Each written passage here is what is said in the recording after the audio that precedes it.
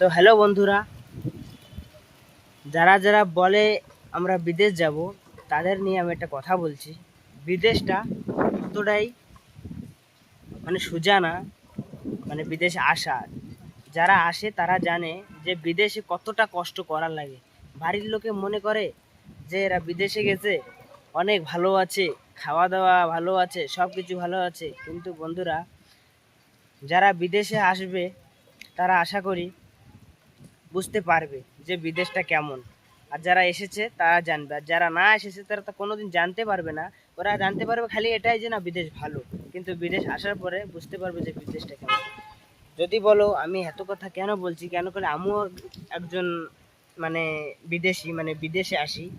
আমার বাড়ি ওড়িশায়, কিন্তু আমি আসি বিদেশে, বুঝছো। এখন বিদেশে আসি, কি করব, বাড়ির পরিস্থিতি এমন যে বিদেশে আসা লাগে। দেখতে পাচ্ছ আমি এত কথাটা কেন বলছি। এখান থেকে দেখতে পাচ্ছ, এখান থেকে যদি একবার পড়ে ডাইরেক্ট শেষ, কিছু পাওয়া যাবে না শরীরে, বুঝছো। ওর জন্য যারা যারা বলে যে বিদেশ ভালো, তাদেরকে আমি একটা কথাই বলতে চাই যে ভাই, বিদেশে কেউ আসে না, বাড়ি না খাই থাকলেও বিদেশে কেউ আসে না। বাস এতটুকু। Tata, bye bye.